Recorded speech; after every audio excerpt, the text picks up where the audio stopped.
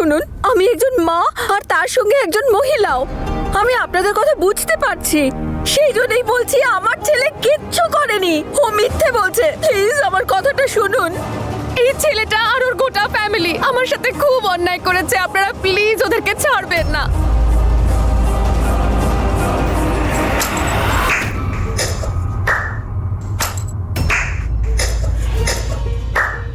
বাহ, আর তুই ওকে কতটা ঠকিয়েছিস সেটা কে বলবে? তুই না আমি?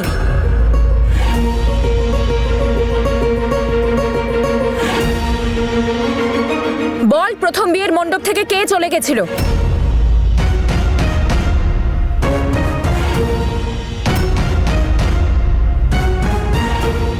এটা আপনি কি বলছেন? ও কেন বিয়ে থেকে পালাবে?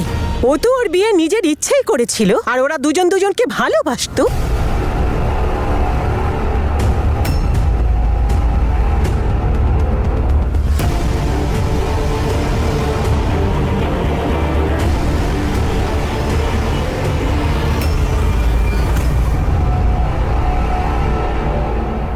তনু, বল জেসমিন, বল সবাইকে তুই বীরকে বেশি ভালোবাসতিস না ক্যানাডাকে?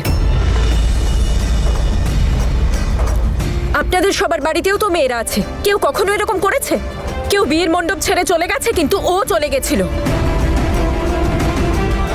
আর এটাও বল যে তুই বিয়ে না করার জন্য কিভাবে আমায় তোর মণ্ডপে তোর হবু বরের সাথে বিয়ে করতে হয়েছিল। আর এটাও বল যে কিভাবে বিয়ের পর তুই আবার বীরের জীবনে এসে আমার পরিবারটা ভেঙে দিয়েছিলিস। আর এটাও বল যে কিভাবে তুই তোর মিথ্যে ভালোবাসার দোহাই দিয়ে নিজের দিদির বরের সাথে অ্যাফেয়ার চালিয়েছিলিস। বল। এটাই ওর আসল চেহারা। ঠকিয়েছে ও। হ্যাঁ, এটা তো আমিও শুনেছিলাম। অনেক বড় কাণ্ড ঘটেছিল, স্পোর্টস মিনিস্টারও এসেছিলেন, খুব অপমান করেছিল এদের সবাইকে।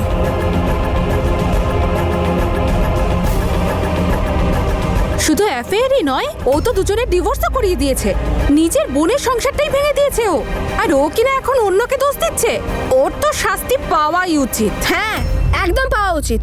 Jasmine Singh, high high high high high high. লজ্জা নেই যার জেসমিন নাম তার, প্রতারক ও প্রতারক। Jasmine Singh, high high high high high high. যে বোন সবসময় তোমার দোষ থেকে এসেছে, আর তুমি কিনা তার সংসারটাই ভেঙেছো। নিজের জামাইবাবুর সাথে অ্যাফেয়ার করেছো তুমি। Jasmine Singh, high high high high high. প্রতারক প্রতারক প্রতারক। একটা মেয়ে হিসেবে নয়, একজন বোন হিসেবে খুব খারাপ কাজ করেছে ও। আজকে ওকে ছাড়বো না, এমন ব্যবস্থা নেব যাতে ও সারা জীবন মনে রাখে।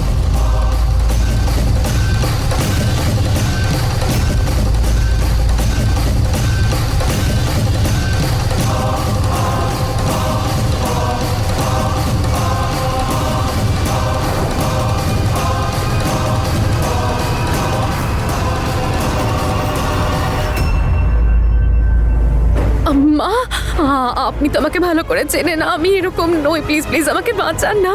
নিজের কুকীর্তি যখন সবার সামনে ধরা পড়ে গেছে, এখন তুমি লুকোতে যাচ্ছ? ওকে কি শাস্তি দেওয়া যায় বলুন?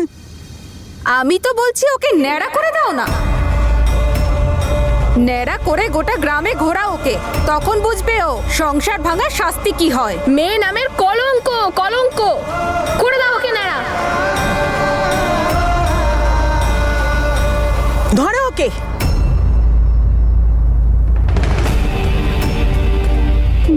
মাই, না না না, প্লিজ প্লিজ প্লিজ না, আমাকে ছাড়। আপনারা আমাকে ভুল বুঝছেন, প্লিজ। নিমু, এগুলো ঠিক হচ্ছে না। এই দেখো দিদি, এখনই তো ওর সাথে সঠিক জিনিসটা হচ্ছে। মা কি না, আরে এটাকে আটকাও, এটা হতে দিও না, প্লিজ আটকাও ওদেরকে।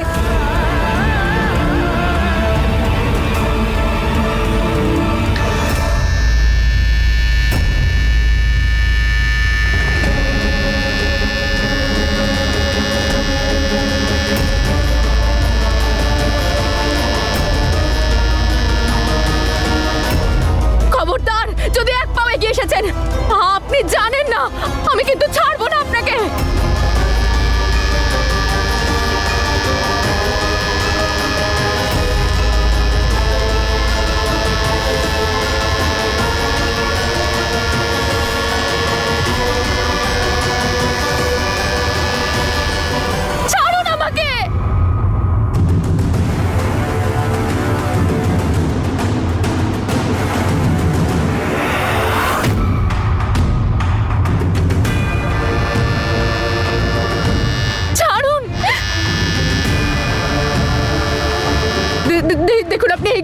না। মা, সিমরান দিদি, তনু তুই কিছু বল না।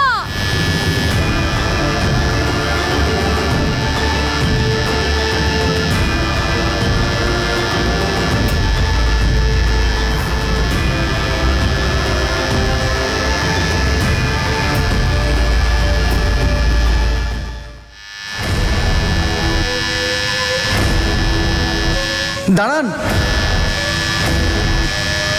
প্লিজ ছাড়ুন আমাকে। থামুন আপনারা।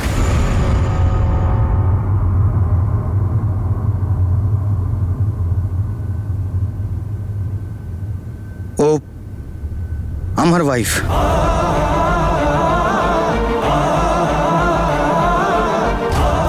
এর আগেও যা কিছু করেছে বিয়ের আগে করেছে, আর সেটার জন্য আমার কোনো প্রবলেম নেই, আর আপনাদেরও হওয়া উচিত না। ও যা করেছে তার শাস্তিও পেয়ে গেছে। তো প্লিজ আমি আপনাদের কাছে হাত জোড় করে অনুরোধ করছি, প্লিজ আপনারা চলে যান।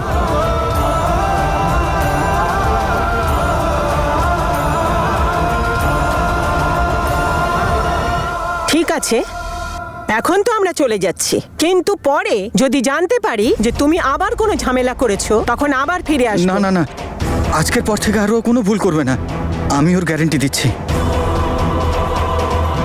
আপনারা প্লিজ চলে যান।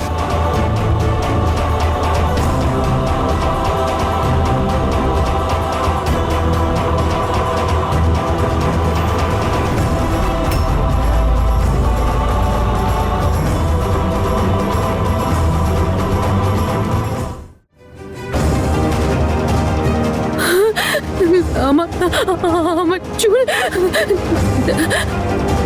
আমার চুল, এভাবে কি করে ওরা আমার গায়ে হাত দিতে পারে? আমি ছাড়বো না ওদেরকে। ওই তনু কি ভেবেছে যে আমি কিছু বুঝতে পারবো না? ওইভাবে কি করে ওদেরকে আমার বিরুদ্ধে উস্কাতে পারে? মা, আপনি প্লিজ জল খান, দুশ্চিন্তা করবেন না। আমার তো এখনো হাত পা কাঁপছে এই ভেবে যে যদি সত্যি ওরা জ্যাসমিনের চুল। ভালোই হতো মা, পড়ে থাকতো নিজের রুমের মধ্যে। মাহি চুপ কর তুই। এটা অন্যায়, কারোর সাথেই এমন হওয়া উচিত নয়। উপরওয়ালার অশেষ কৃপা যে খারাপ কিছু হয়নি। যদি এটা ঘটে যেত তাহলে? এরকম কিচ্ছু হতো না মা। কিন্তু তুমি এত বিশ্বাসের সাথে কি করে বলছো তনু? কারণ ওদেরকে আমিই ডেকেছিলাম।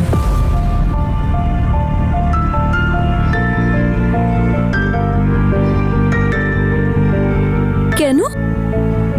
আজকে আমরা সবাই মিলে একটা মেয়ের বাড়ি যাব। ওই মেয়েটিকে তার শ্বশুরবাড়ির লোকেরা খুব জ্বালাতন করছে, পণ চাইছে। এখন কি আপনারা তাহলে ওদেরকে অ্যারেস্ট করাবেন? ওতে কিছু হবে না, পুলিশদের হাত করে ওরা বেঁচে যাবে। আমরা ওর শাশুড়িকে ধরবো। যদি উনি ওনার বৌমার উপরে অত্যাচার বন্ধ না করে তাহলে মজা দেখাবো। এরকমটাও হয় বুঝি? হ্যাঁ, এইরকমই হয়। পুলিশকে লোক ভয় না পাক, কিন্তু আমাদের সবাইকে সবাই ভয় পাবে। আর অনেক ক্ষেত্রে শাস্তি দেওয়ার থেকে ভয় পাওয়ানোটা অনেক বেশি কাজের। আমার মনে হয়েছিল ওরা জ্যাসমিনকে একটু ভয় দেখালে যদি ও একটু পরিবর্তন হয়। কিন্তু তনু দিদি, যদি সত্যি সত্যি ওরকম কিছু একটা হতো। রিল্যাক্স অমৃত, এরকম কিচ্ছু হতো না। আর তোমার মনে হয় আমি থাকতে আমি এরকম কিছু হতে দেব? আমি তো শুধু জ্যাসমিনের মনে ভয় তৈরি করতে চেয়েছিলাম যাতে ওই সব নাটক বন্ধ করে। তুমি কি ভাবছো এসব করলে কি ও ভয় পেয়ে যাবে আর এসব বন্ধ করে দেবে? না তনুদি না, তুমি জানো ও নিজের রুমে রেগে গিয়ে তোলপাড় করছে, চিৎকার করছে, চেঁচামেচি করছে। আমার ভীষণ ভয় করছে ও পুলিশকে না ফোন করে দেয়। না অমৃত, ও এরকম কিচ্ছু করবে না, কারণ আজ তুমি ওকে বাঁচিয়েছো। অমৃত ভাই, এত ভয় পাচ্ছিস কেন তুই? আর কতদিন এইভাবে ভয় পেয়ে বাঁচবি? ওই দিন তো তুই কত সাহস দেখালি, মণ্ডপে আমার জায়গায় তুই চলে গেলি, আর তুই তো বলছিলি না যে তুই আর ভয় ভয় থাকবি না। তবে তাহলে কেন করছিস এসব? আমি জানি না সেদিন আমার মধ্যে এতটা সাহস কি করে চলে এসেছিল, কিন্তু এখন আমার ভীষণ ভয় করছে ও পুলিশকে না ফোন করে দেয়। আমার জেল হয়ে যাবে, আমার জীবনটা শেষ হয়ে যাবে। আমি তোকে বিয়ে করে নিয়েছি, কিন্তু এখন আমি শান্তিতে বাঁচতে চাই। অমৃত, কিচ্ছু হবে না, কিচ্ছু হবে না ভাই আমার। অমৃত, ওকে ভয় দেখানোটা জরুরি ছিল। বৌদি যেটা করেছে একদম ঠিক করেছে। ওয়াও,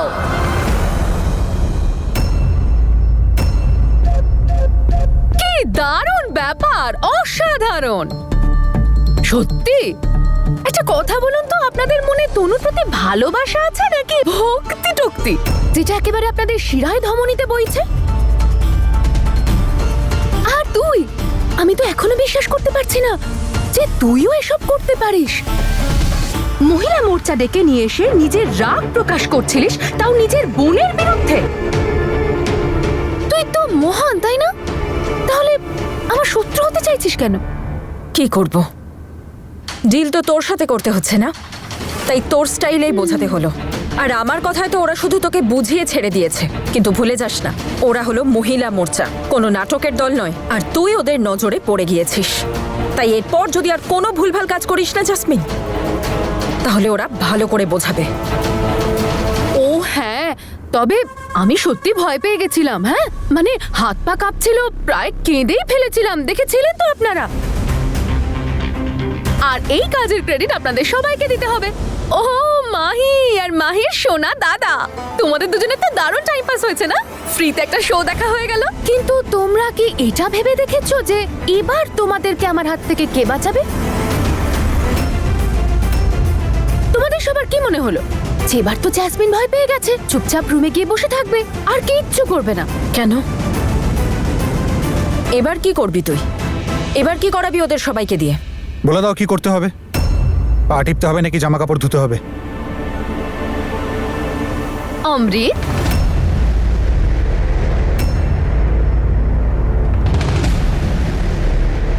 আরে আরে ভয় পাবেন না, আমি তো ওকে অ্যাপ্রিশিয়েট করতে চাইছি। কারণ একমাত্র ওই তো আছে আপনাদের গোটা পরিবারের মধ্যে যে একা আমার কথা শুনে চলে। বাকি সবাই তো যখন দেখো তখন তনু তনু তনু করতে থাকে, কিন্তু ও আমার কথা কখনো অমান্য করে না। আর সেটার উপহার তো তোমাকে পেতেই হবে, তাই না? আর সেই উপহারটা আমি দেব। আর সেই উপহার হলো আজ থেকে আমার সমস্ত ইম্পর্টেন্ট কাজ তুমি করবে। আর আপাতত আমার সব থেকে ইম্পর্টেন্ট কাজ হলো যে তুমি তোমার প্রিয় দাদাকে সপাটে একটা চড় মারো।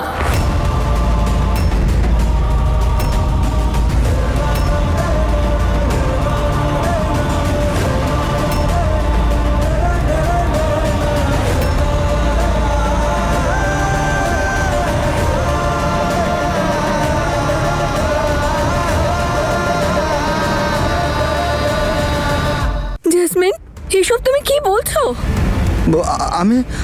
আমি দাদাকে কি করে আমি দাদাকে চড় মারতে পারি জাসমিন? আমি বললাম না চড় মারো, আর আমি যেটা বলে দিয়েছি সেটা তোমাকে করতে হবে।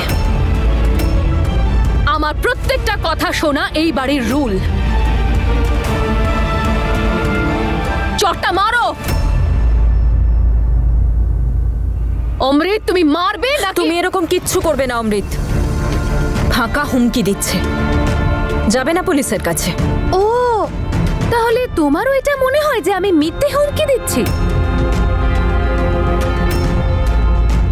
অমৃত, মার আমাকে।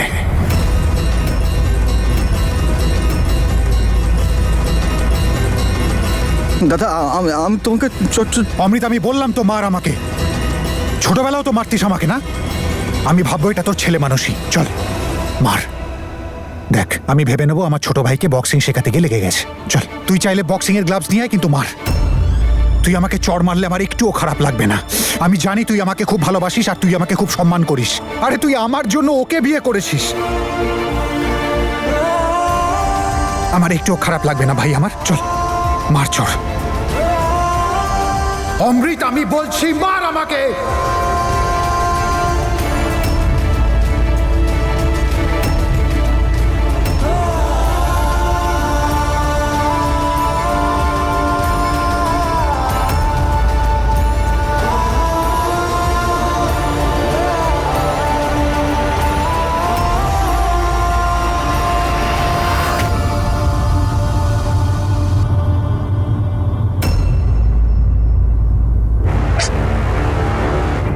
ছেড়ে দাও অমৃত, তুমি না খেলার মজাটাই নষ্ট করে দিলে।